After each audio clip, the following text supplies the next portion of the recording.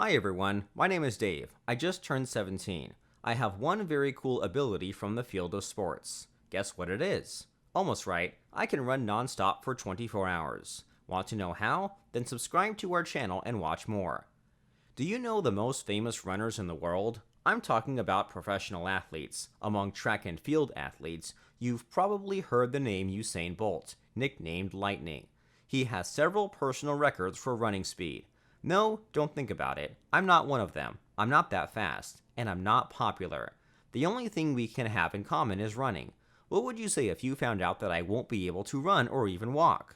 The fact is that I was born a last child. I am very welcome to my parents, as I was born very late. My mother was already 45 years old, and my father was 3 years older. They didn't have any more children after me. Perhaps, due to my mother's age, my health problems started already in her womb, but my mother believed in the best and therefore left me without a doubt. And then a baby was born, weighing 1 kilogram, a premature boy with paralyzed legs. Doctors for a long time tried to understand what is the matter. What kind of diagnosis is this? I have something like congenital paralysis. You know, it turns out that it's not necessary to sit in a chair, break your legs or spine, sometimes it's just enough to be born.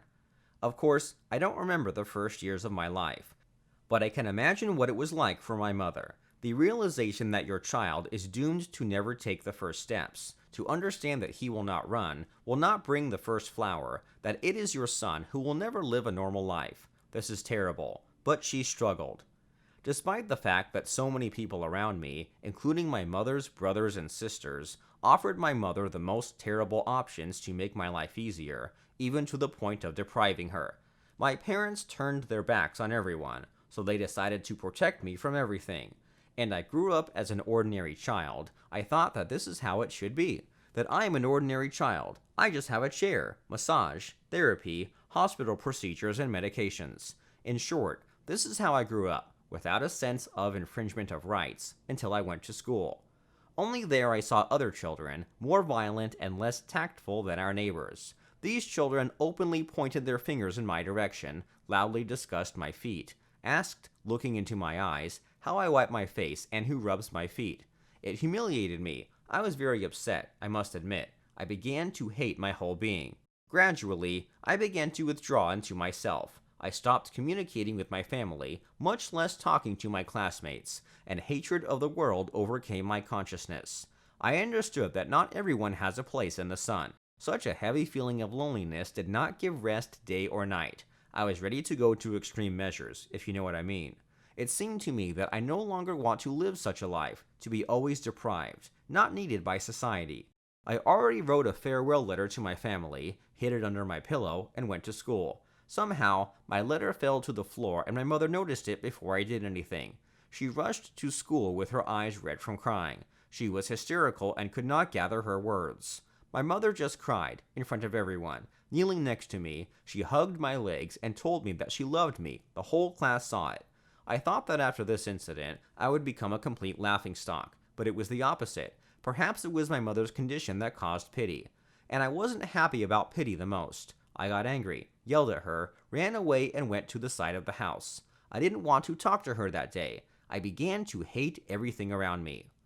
Day after day, the condition did not get better. My parents followed me around anxiously until I swore I wouldn't do it, because I managed to ruin even that moment. I do everything in one place, even if I wasn't born like everyone else, I said maliciously, so I continued to go to school and keep my distance. A couple of days later, my classmate May came up to me and asked me to help her with her literature assignment. She knew that I was very fond of reading, and she did not understand the work To Kill a Mockingbird. I agreed to help her with the presentation.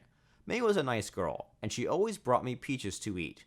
Over time, I realized that she was not embarrassed by my appearance, which I was glad of. Unnoticed, we managed to become friends. Once I even decided to walk her home after school. Local teenagers got to us on the way, and I gave them the last of my money so they wouldn't touch us, but they threw me out of the chair in front of May, threw me in the mud, and ran away. I've never fallen this low before. I didn't want May to see this, so I asked her to leave me, but she wouldn't listen.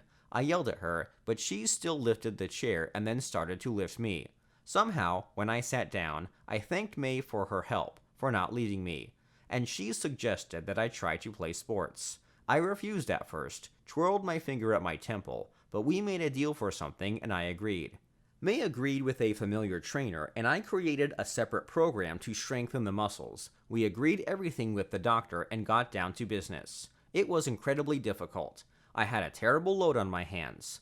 We trained almost every day, and I felt like I was running out of steam. I didn't believe in strength, but I had to try.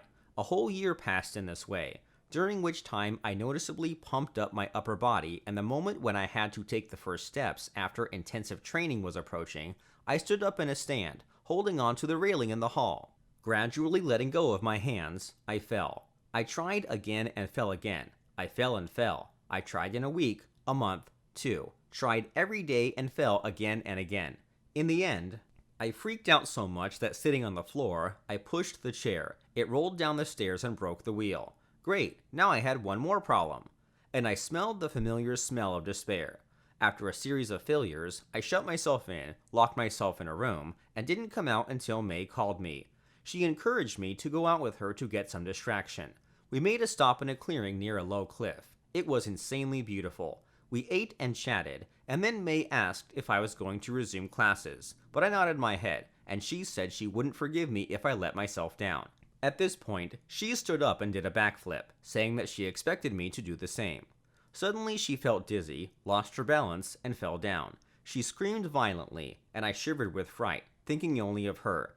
May grabbed my arm and yelled for her to pull up faster. It was good that it was strong, and in a matter of minutes we pulled ourselves up together and collapsed on the grass, catching our breath.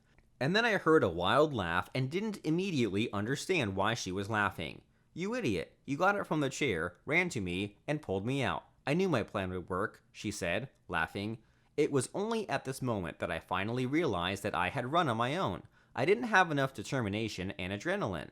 I looked at my feet and cried. I couldn't believe my happiness. I began to feel them, and he did a squat 1,000,000 times, still laughing and crying. I was so happy. May have done the impossible. From that moment on, my life changed completely. I came home that day and shocked my parents. They were crying and laughing just like I was in hysterics. From that day on, I had new goals and dreams, and now I realized that I was not living in vain, but everything I did was for a reason. The first thing I decided to do was to continue playing sports. I dedicated myself to running. There is no better activity than running. I loved the feel of my feet. I loved the feeling of moving around on my own. Of course, I didn't get it right away. About 6 months I still had rehabilitation, but now I knew for sure that all this was not in vain. First, I learned to run in the gym, then on the treadmill, adding speed and with the support of belts, and then I started running freely on the street. It was such a thrill. I just ran and smiled to myself, to the people around me, to the road, to the whole world. I wanted to live. Every 2 weeks I increased the load, and then I surpassed myself. I ran for a whole day in a row. When I was tired, I slowed down, but I didn't stop. All I needed was water, and I kept going, slowing down, but I didn't stop. I took such pleasure in looking at the world around me, inhaling the fragrance of flowers, feeling the buzzing in my legs. In this way, I was able to run the length and breadth of my town. It was awesome. Over time, I became a local celebrity, a local track and field athlete. Everyone asked me how I didn't get tired. But the thing is, I was tired. It's just that I've been sitting up all my life and I don't have time to sit down anymore.